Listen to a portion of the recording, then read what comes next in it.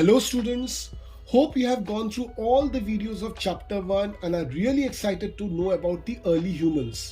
तो चलिए आज हम स्टार्ट करते हैं चैप्टर 2 और चैप्टर 2 में स्टार्ट करेंगे आज हम पार्ट 1 ऑफ चैप्टर 2 जहां पे एक टॉपिक को हम पढ़ेंगे जिसका नाम है why were they on move.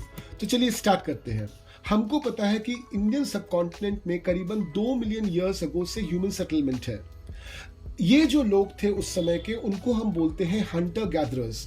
ये नाम उनको बेसिकली इसलिए दिया गया है क्योंकि वे एनिमल्स को हंट करते थे और फूड को गैदर करते थे। तो उनको जो भी एनिमल मिल जाता था उसको हंट करके वे लोग खाते थे और जो भी फूड उनको मिलता था उस फूड को वो गैदर कर लेते थे। इनकी लाइफ जो थी ये कंप्लीटली एनिमल्स और जो वेजिटेशन अवेलेबल थी उस पर डिपेंडेंट थी। इनको फूड ग्रो करना नहीं आता था जिसको आज हम कल्टीवेशन बोलते हैं, और इनकी जिंदगी जो थी पूरी तरह से नोमैडिक थी। नोमैडिक मतलब ये एक जगह से दूसरे जगह मूव करते रहते थे, किसी एक जगह पे ज्यादा दिन रुकते नहीं थे। अब इसके 4 रीजंस हैं कि क्यों इनकी लाइफ नोमैडिक थी। तो पहला रीजन ये है कि जब भी ये किसी एक जगह पे रहते थे तो वहां पे जो भी प्लांट या जो भी एनिमल रिसोर्स उनको मिलता था ऑब्वियसली वे उनको कंज्यूम कर लेते थे। तो एक समय के बाद उस एरिया में कोई भी available animal and plant resource बचता नहीं था। तो इसलिए प्रॉपर खाना ताकि उनको मिलता रहे ये लोग दूसरी जगह पे मूव कर जाते थे। दूसरा रीजन ये है कि ये लोग बेसिकली हंटर्स थे, तो एनिमल्स तो किसी एक जगह पे रुकने वाले हैं नहीं।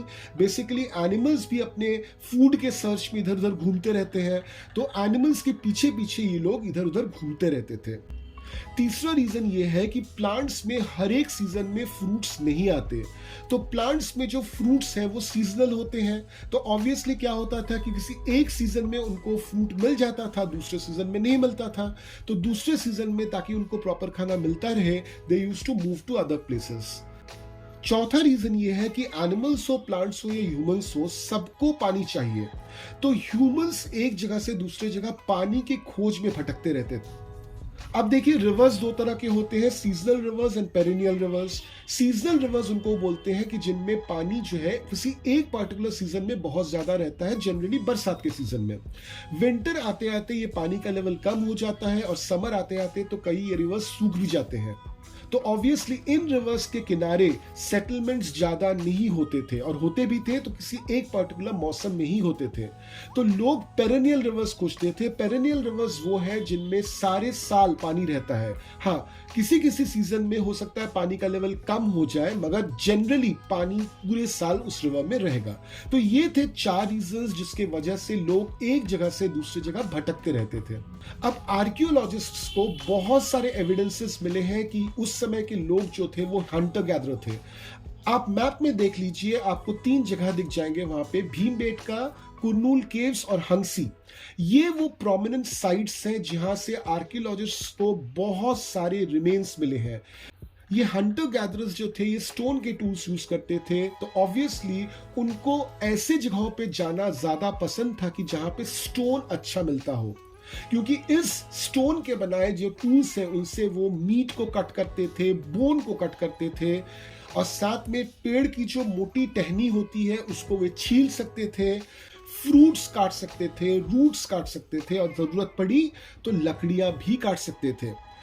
इस तरह के टूल्स में जनरली वुड या बोन का हैंडल होता था ताकि इस टूल्स को प्रॉपर्ली हम ग्रिप कर सकें।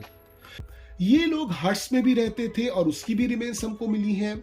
जनरली ये लोग केव्स में या गुफाओं में रहना ज्यादा पसंद करते थे। तो भीमबेटका में हमको बहुत सारी ऐसी गुफाएं मिली हैं।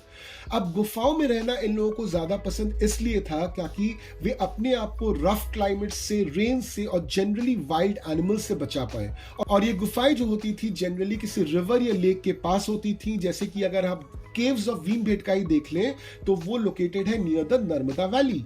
आर्कियोलॉजिस्ट्स ने ऐसे बहुत सारे साइट्स डिस्कवर किए हैं।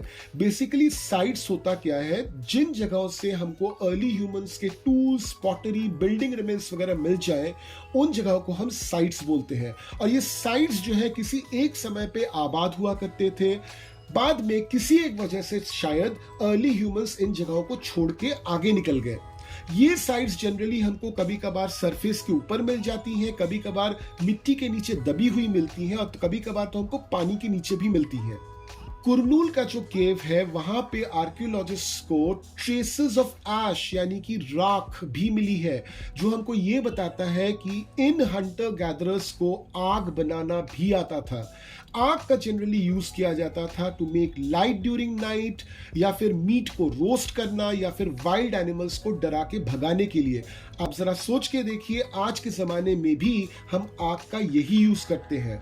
तो ह्यूमन बीइंग्स ने फूड कब ग्रो करना सीखा, वे कब सेटल डाउन हुए, और मोस्ट इंपॉर्टेंटली उन्होंने कल्टीवेशन सीखा ही क्यों और सेटल डाउन क्यों किया?